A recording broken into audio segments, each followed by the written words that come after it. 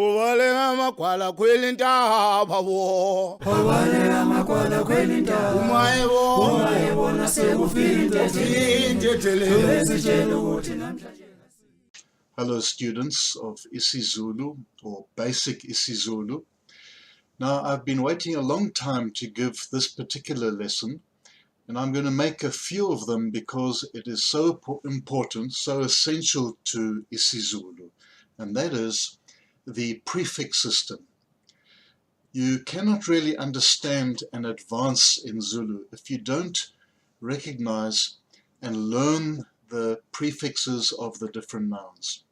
And so it is not as difficult as you might think.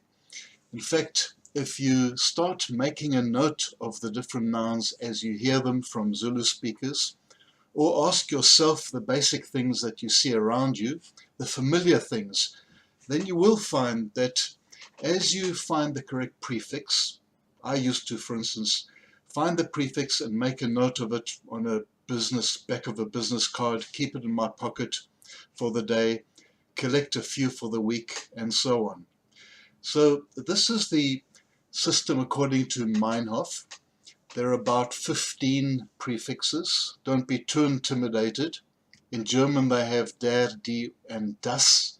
But in Zulu there are 15, in fact a few more, but we'll stick to 15 according to Meinhof. So with the Meinhof prefix system, let's just look at the first four. We now look at 1A, and it is U, as you see over here, U. You see, there is a 1A and 2A before you get the 1 and the 2. The thing is, this is slightly different because it contains an U for the singular and O for the plural, but we'll get there and explain it later.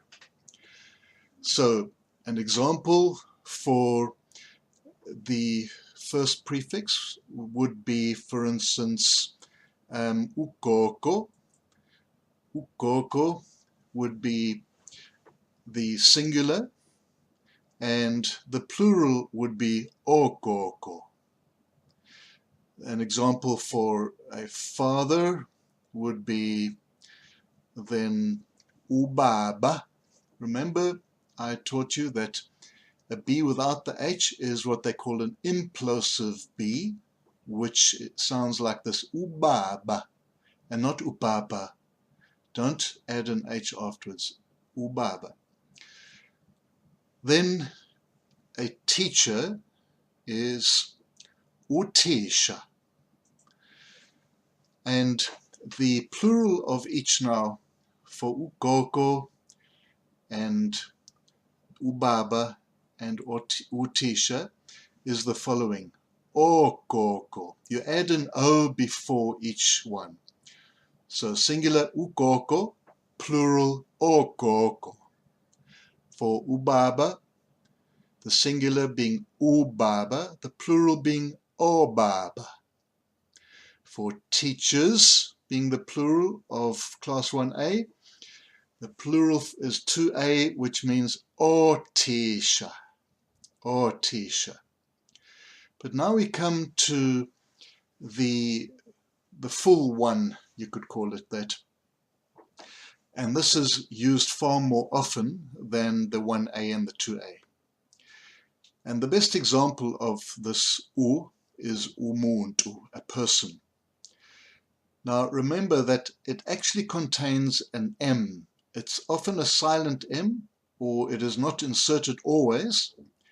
But in the case of a person, the root of it is simply ntu. And so the singular is umuntu. Don't make the mistake and think that umuntu refers only to black people, as the apartheid whites used to think that umuntu meant a black person. It doesn't. It means a person. The plural, being two, is abantu, aba. So there we have the plural prefix is aba, abantu. Then another example for one is umlungu, which means a white person. It is sometimes derogatory, but just for the sake of the prefix with the example. And then the plural is tu abelungu. Although it contains an A, don't worry about it. It's not aba as in abantu, but abelungu. This isn't used that often. But sometimes they would speak about a white being umhlophe and abamhlophe for plural. Now you'll find that you can collect these examples yourself, and you'll hear the sound quite often, and you'll hear the aba sound often as well. The best is you collect it for yourself, and it'll start to make sense. Once we've finished the complete prefix system, I'll get to show you how you integrate the prefix with the adjective, with the verb, etc. Then for class 3, it is umu as well. The difference will be when we get to class 4, the plural being imi. So don't mistake this umu for class 1's This one here is connected always to for imi. Now the example for that umuzi would be, umuzi is a home, a homestead, and here's a traditional Zulu photograph, umuzi.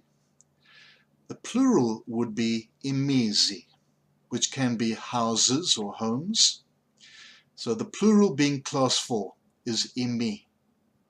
If you have a river, it is umfula, U-M-F-U-L-A, and the plural is class 4, imifula, I-M-I-F-U-L-A. Then here's an example of a tree, umuti. Now remember, here the T does have the H afterwards, which means that it is an explosive sound.